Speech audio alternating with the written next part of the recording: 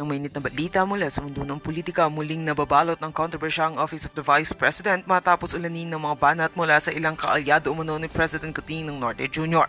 Pinupunteriya na naman si Vice Presidente Sara Duterte sa mga usapin ng pondo, kapangyarihan at umano'y paglihis sa ilang pulisiya ng kasalukuyang administrasyon.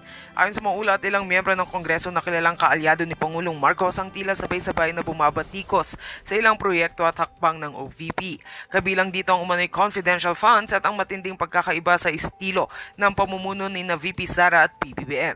Lumalakas ang haka-hakang may sinadyang paninira sa imahe ng Vice Presidente para mapilayan ang kanyang impluwensya lalo na't papalapit na ang eleksyon. Hindi rin nakaligtas si VP Sara sa tanong kung may tensyon sa pagitan nila ng Pangulo. Sa kabila nito, nananatili siyang tikom ang bibig at iginiit na ang kanyang prioridad ay ang serbisyong publiko. Ngunit sa mga pahayag ng ilang senador at kongresista na tila nais buwagin o bawasan ang kapangyarihan ng kanyang opisina, lumulutang ang tanong, may basbas nga ba ito ng Pangulo? Sa ngayon, wala pong opisyal na pahayag mula kay Pangulong Marcos kaugnay sa issue. Subalit patuloy ang usap-usapan na posibleng gigilitin o kakaltasan ng OVP na budget sa susunod na taon bilang paraan ng pagpapakita ng hindi pagkakasundo.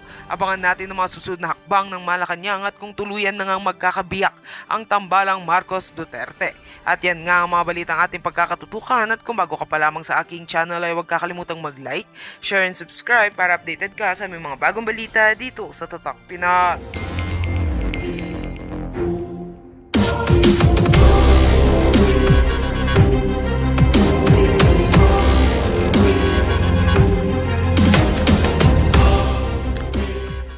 Office of the Vice President ang isusunod na gigipitin ng Kamara. Ito nga kakasuhan daw ang mga, hindi daw kasi talagang totoo. Kakasuhan po ang mga empleyado ng Office of the Vice President dahil hindi natuloy ang impeachment laban kay Vice President Sara Duterte. At ito, pinakamalapit, may umiyak na. May isa nang umiyak. Si Chihuahua umiyak. Dahil hindi natuloy ang kanilang hangarin na mapatumba, ma-impeach si Vice President Sara Duterte.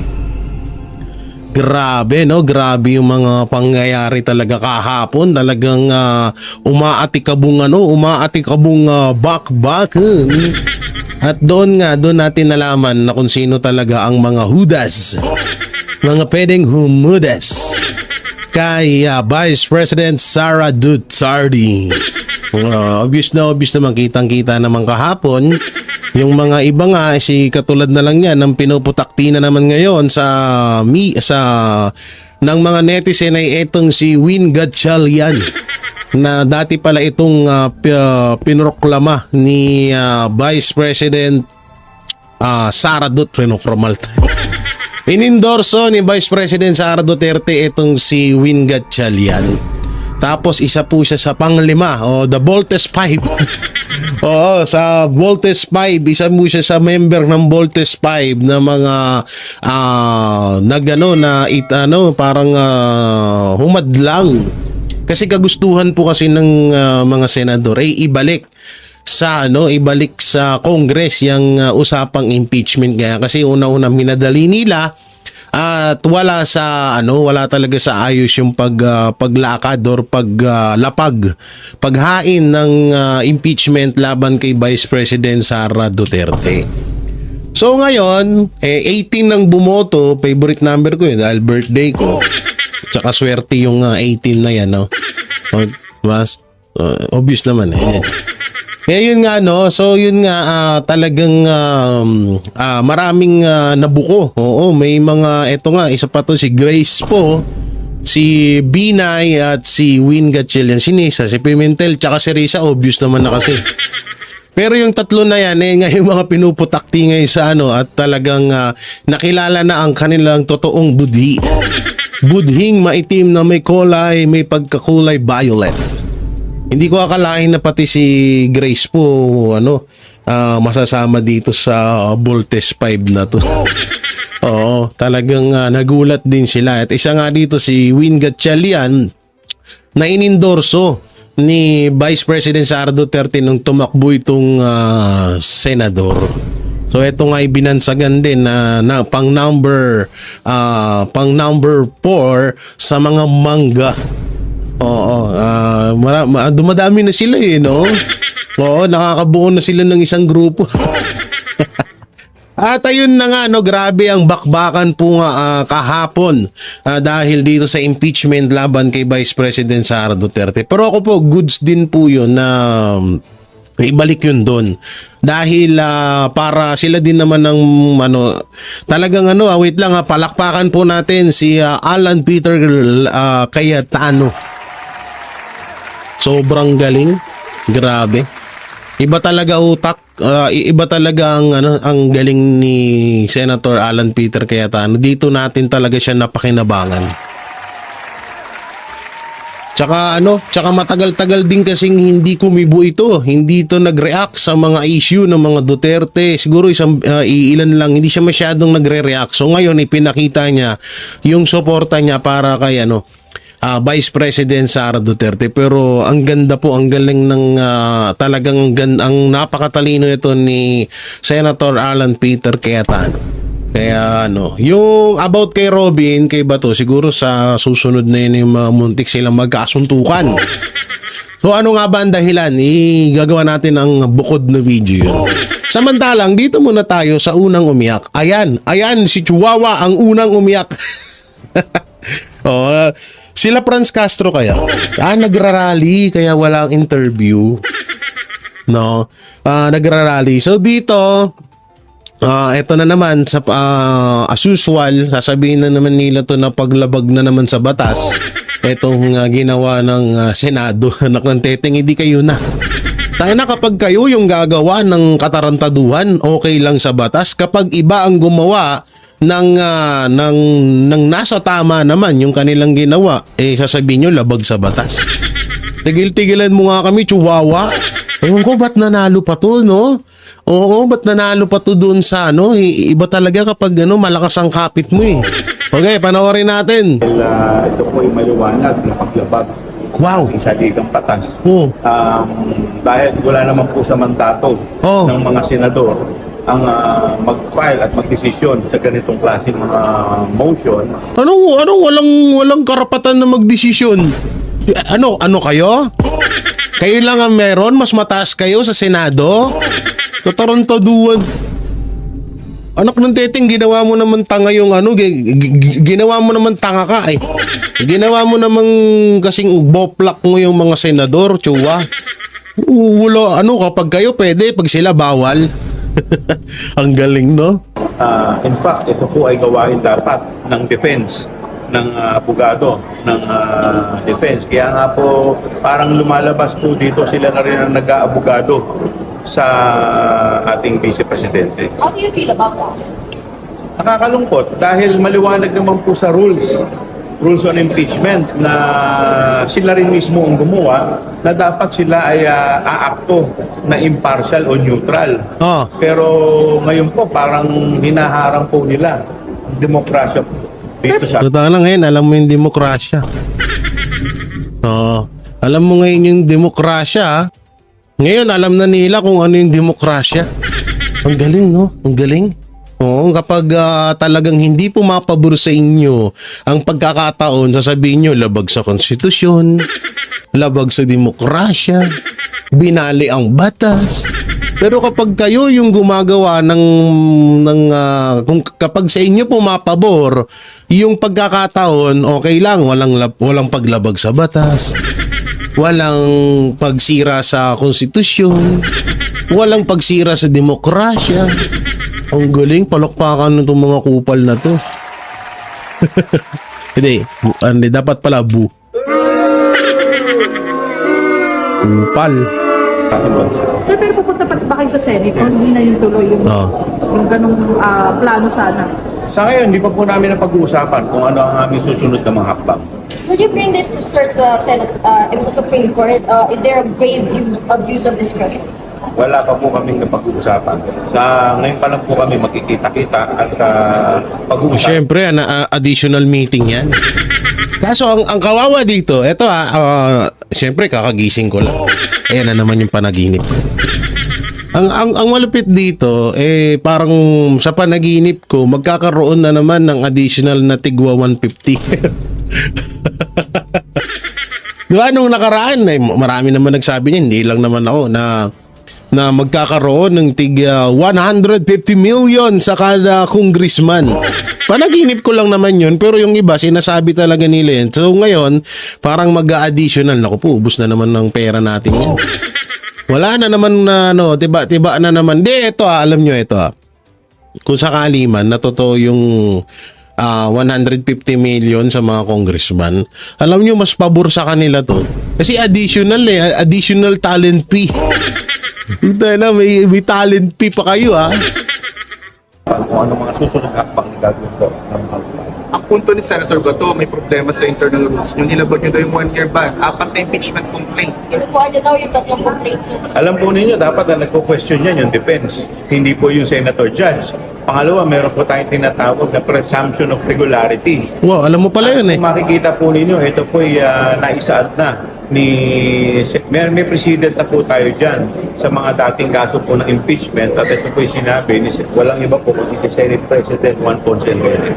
Kasi ninindigan kayo, sir, na walang mali sa proseso ng pag-send. Wala pong mali, lahat po ng nasa rules Pag sa kanila, walang mali no?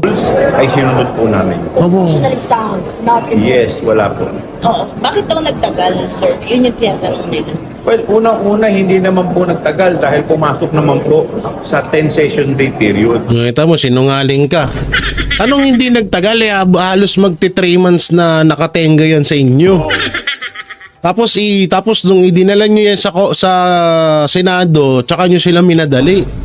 'Di ba? So ibig sabihin wala sa proseso. Kasi nga, yan ay isang diversional tactic na kapag nasa alanganin ng kondisyon yung mga bossing nyo, tsaka nyo yan gagawin yung impeachment laban kay Vice President Sara Duterte. Tigilan nyo kami. So, kaya nga po ito po mga usapin na to, dapat dati pa po yan tinanong. In fact, nag-file na po ng petition yung depensa. So, wala pa po kaming natatanggap o ang impeachment court ng TRO regarding po dito. Bakit po sila nagdidesisyon tungkol dito? Sir, ano kayo hinatnan nito? Shoutout sa mga 18 na senador na pumayag na ibalik sa Congress ang issue ng impeachment. So may tinatanong si Jewel Chihuahua na kung bakit daw pinakailaman nyo, bakit daw parang tinatawag dito, lumabag daw kayo sa batas. So sagutin niya mga senador. Ito pa naman, si Joel Chua ang pinakamatalinong attorney sa kasaysayan ng Pilipinas at pinakamagaling na congressman sa kasaysayan ng Pilipinas. Walang makakatalo dyan. Kahit si Speaker Martin Romualdez nasa kalingkingan lamang ng kanyang tuhod yan. Kalingkingan ng tuhod. Itong impeachment complaint. Sa ngayon na kami naninindigan na ito ay nandiyan pa rin at tuloy pa rin. Mamaya po, pag-usapan po. Nandyan naman yun. Hindi naman nawala yun nandyan pa rin. Hindi naman nawala yun. Nawala ba? Ibinalik nga ni isa inyo. Hindi sige na ito yung mga banateros, no? Kaya ibinalik yun ng Senado kasi nga wala sa proseso, wala sa ayos na proseso yung ginawa nilang impeachment laban kay Vice President Sara Duterte. At pangalawa, napakahina po ng kanilang ebidensya na ibinabato para i-impeach si Vice President Sara Duterte. So ngayon, wala namang kasalanan dito ang Senado kasi ibinalik sa kanila at doon iayos nila yung proseso at babalik naman din ulit yun sa Senado. So magkakaroon ulit ng pangalawang trial dyan mapatungkol dyan sa impeachment na kung hindi ako nagkakamali. Ulitin ko kung hindi ako nagkakamali. Ngayon, so andyan naman yung impeachment. So kagaya ng sinabi ni Romualdez, tapos na yung trabaho ng Senado. So back to you. Ang galing ng Senado, no, ibinalik, isinampal kay Martin Romualdez yung sinabi niya kamakailan lang na dugay daw, katugay, dugay. Na tapos na daw trabaho nila, so gampanan na lang daw ng Senado yung trabaho nila. So ngayon, back to you. So ngayon, tapos na ang trabaho ng mga senador, gampanan nyo ulit yung trabaho nyo. Ay, naku po, no. Grabe na talaga. Samantalang dito tayo, wait lang ha. Ano ba to? Tingnan ko nga to. Eto. Oo, ay dito ba yan? Ito yung mahirap dito. Ito yung mahirap dito. Kagaya, malapit sa issue ng BICAM report. No, kasi ang sa BICAM report, ang idinidiin doon yung mga tinatawag na parang empleyado doon sa mga gumawa nung BICAM report na yon. So dito naman, dahil hindi nila ma-impeach si Vice President Sara Duterte, ang tututukan naman ng administrasyon ngayon ay yung mga empleyado. Anong kinalaman ng mga empleyado? Ito yung mahirap sa atin eh. No, alam nila na ito yung kahinaan ng mga Duterte. Alam nila yan, ito yung kahinaan ng mga Duterte na ang ugali ng mga Duterte, ayaw nilang may madamay ng mga inosente. Okay na sila yung balahurain mo. Okay na sa kanila na sila yung siraan mo. Pero wag lang yung mga taong ginagampanan lamang yung kanilang trabaho. Kagaya ho nito, yung mga tauhan ng Office of the Vice President. Basahin po natin ha. Ang nakalagay, Vice President Sara Duterte at ilang tauhan niya pinapakasuhan ng komite Bisaya, Kamandong, ng komite ng Kamara kaugnay sa issue. Ano ba yung issue na yun, no? So, ito ay back to normal na naman tayo at bumalik na naman ng Kamara sa usapang confidential fund. Anak ng teteng, kakasuhan nyo yung mga inosenteng empleyado ng Office of the Vice President. Pero yung mga tauhan ng Office of the President na meron lamang na 4.5 billion na confidential fund, hindi nyo magawan ng paraan ni hindi nyo nga masita. 'Di ba? Parang napaka-unfair naman ito. Sige, ganito, kung talagang may paglabag or may questionable dyan sa confidential fund ni Vice President Sara Duterte at kakasuhan nyo yung mga tauhan, edi dapat ganun din sa Office of the President.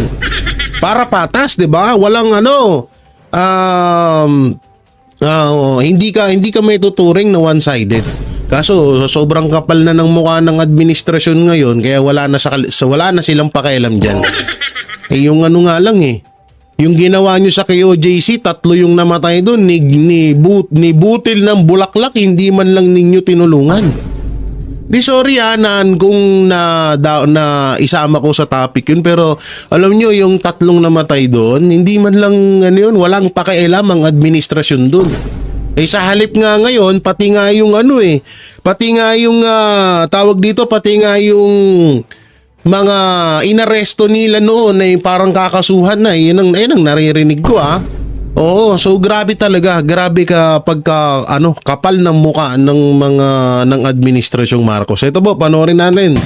Kaugnay naman sa issue ng confidential funds ni Vice President Sara Duterte, inirekomenda ng House Committee on Good Government and Public Accountability na ihabla siya at ilan niyang tauhan. Pinakakasuhan nila si Duterte at ilang tauhan niya ng administrative cases para sa technical malversation, graft and corruption at plunder. Graft and Matapos corruption. ang investigasyon, Speaking of graft and corruption, tangina. Yung DOJ DILG 500 million ng confidential fund. Yung mga congressman na yung mga nagpataw ng kaso na yan, ang lalaki din ng confidential fund na yan. Lalong-lalo na, paulit-ulit tayo, lalong-lalo na sa confidential fund ng speaker at lalo na sa Pangulo. So yun ba hindi mo maituturing na hindi mo pwedeng ng graft and corruption? Saan gagamitin yung 4.5 billion na confidential fund ni Marcos Jr.? Baka ito na yun. sa confidential funds ng Office of the Vice President, pati ng Department of Grabe, Education, no? habang kalihim noon si Duterte, sinabi ng komite na questionable ang mga pangalang isinumite sa mga dokumentong may kinalaman sa Confi funds. Sinita rin ng komite ang hindi pagsipot ng bise sa mga pagdinig sa Kamara at pagbibigay niya ng travel clearance sa mga tauhang inimbitahan noon sa mga pagdinig. Nasa Malaysia ngayon ang bise. Sisikapin natin makuha ang kanyang pahayag kaugnay ng issue. Lupit, grabe. Oo, ang tindi nun, biruin nyo. yung mga taong hindi naman na mga empleyado lamang, no, ay gigipitin at sasampahan ng kaso. Oo, samantalang yung mga talagang lehitimong maituturing mong na talagang lumabag sa batas, katulad na lang yan nila Franz Castro, diba? Ang dami pa dyan, hindi nila ma-actionan. Nakatutok lang talaga sila. Ito, panibago na naman, confidential fund, back to normal na naman sila. Confidential fund, ayan may magreklamo na naman. Grabe, ang lupit nyo talaga. Kakaiba. Iba na talaga. Iba talaga yung sistema sa gobyerno natin ngayon. Basta ikaw ay alam nilang kakampi ng vice president, talagang isasama ka sa panggigipit nila. Alam nyo, nakakalungkot lang yung ganyang sistema, kasi biruin mo yung mga yan nagtrabaho lang. Nagtrabaho lang sila ng maayos, 'di ba? At yung confidential fund na yan, paulit-ulit na rin inexplain ng mga bihasa mapatungkol sa politics, hanggang ngayon hindi nila maintindihan. 'Di ba? Kaya nga ito sige, bago ko muna sabihin yan, dito muna tayo. Eto, hindi kumibo. Eto, ex-Depen Chief Gonzales Marcos Jr. walang ginagawa para ayusin ng WPS issue. Yan, panoorin natin to. Malinaw na posisyon. Ganito inilarawan ng dating kalihim ng Department of National Defense na si Norberto Gonzales, si Pangulong Ferdinand Bongbong Marcos Jr. patungkol sa tumitinding tensyon sa South China Sea. Samantala, may payo rin si Gonzales sa Kongreso. Kung ano ito, ating alamin sa balitang iakatid ni Almar Forzuelo. Ang issue sa mga pinag-aagawang teritoryo sa South China Sea ay isang komplikado at sensitibong usapin na may kinalaman sa karapatan at soberanya ng Pilipinas. Ibig sabihin, kinakailangan itong pagtuunan ng seryosong atensyon ng mga mataas na opisyal ng bansa, lalo na ang Pangulo, dahil sa ilalim ng saligang batas, ang Presidente ang Chief Architect ng Foreign Policy. Pero ayon kay Norberto Gonzales, dating kalihim ng Department of National Defense, sa eksklusibong panayam ng SMNI News, kaya lalong umiinit ang tensyon ay dahil halos wala umanong ginagawa si Pangulong Ferdinand Marcos Jr. upang ayusin ang problema. Hindi balinaw ang posisyon ng presidente natin. Team pa nga, halos hindi sa committee tungkol sa issue na yan. Kaya kung presidente ang titingnan natin, hindi malinaw kung anong direksyon natin tungkol sa China. Maliban dito, binigyan din ni Gonzales na base sa 1987 Constitution ng Pilipinas, malinaw na dapat isinusulong ng Pangulo ang isang independent foreign policy. Pero ang problema, ayon sa kanya, wala umanong matibay na paninindigan ang kasalukuyang administrasyon sa usaping ito. Wala na yun na mahirap Walang posisyon ng ating Pangulo. Matatanda ang gumulong sa Kongreso ang investigasyon sa umano'y fake news tungkol sa South China Sea na inalmahan ng political analyst na si Professor Ana Malindugoy. Ayon sa kanya, mas nararapat ipaubaya ang isyong ito sa Department of Foreign Affairs dahil ito raw ay may sapat na kakayahan at kaalaman sa diplomasya. Kaugnay nito, may payo si Gonzales sa Kongreso upang matamo ang respeto hindi lang mula sa China kundi sa buong mundo. Ay dapat importante yan. Kasi makakatulong ng malaki yan sa pakikipag-ugnayan natin sa China. Makakatulong ng mabuti kung hihingin tayo ng tungkol sa larangan ng depensa na tulong sa mga iba't ibang bansa. Kasi kailangan may respeto sa atin Ako naniniwala na kapag sinimulan natin sanayan ng ating mga kabataan, ay gaganda ang image natin sa daigdig. Yun na nga paano magkakaroon ng respeto ang China sa Pangulo ng bansang Pilipinas kung tayo mismo nga di natin siya nire-respeto. Paano mo naman din kasi re-respeto na ganyan yung nakikita mo, di ba? Awang-awa nga kami. Awang-awa nga ako sa mga mangingisda dyan. Dahil sila talaga yung naapektuhan dyan. Yun ang hindi nakikita ng Administrasyong Marcos. Kasi yung West Philippine Sea na yan, yung WPS issue na yan, talagang sumisentro yan ay isang, isa sa mga diversional tactic nila or propaganda laban sa mga Duterte. Kaya yung sinasabing ayusin or aksyonan ng gobyerno, hindi nila gagawin yan kasi nga ginagamit lang nila yan para ipangbato sa mga Duterte. O pustahan tayo, bukas sa Makalawa, meron na namang issue mapatungkol dyan, lalo't na dismiss na yung impeachment or ibinalik na ng Senado ang impeachment doon sa Kamara. Diba? So ngayon nga, nabuhay na naman nga yung confidential fund. Pati nga yung mga tauhan, kakasuhan na. So lahat ng yan ay isang propaganda lamang ng administrasyon laban sa mga Duterte. Gusto nila yan . Yan talaga din yung kanilang strategy na wag silang maubusan ng pang-diversion sa totoong issue na nangyayari sa Pilipinas. So yung WPS na yan, ang talagang lubos na naapektuhan dyan ay yung mga kababayan natin na mga mangingisda. Sila talaga yung lubos na naapektuhan dyan at talagang naghihirap sila ngayon at may naman tayo dyan, may ebidensya naman, 'di ba? Na sunog nga yung mga congressman doon. Hinimok nila yung mga mangingisda, pinatawag nila. Akala nila babaliktad o akala nila ilalaglag ang mga Duterte, pero doon sila nagulat. Kung sino po yung mga nakapanood dyan.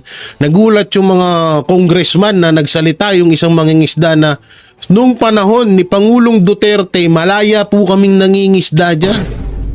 Malaya po kaming hanap buhay dyan. Pero ngayon, nung panahon ni Marcos Jr., doon na nagkaleche-leche. Na tipong nandun pa lang kami sa kalagitnaan, tinataboy na kami ng mga Chino, ng mga Chinese, 'di ba? So doon masakit sa part natin 'yon na ginaganon yung mga kababayan natin. Paano naman kasi?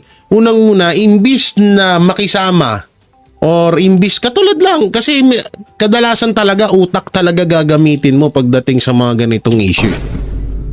Hindi puro pride tsaka tapang lang.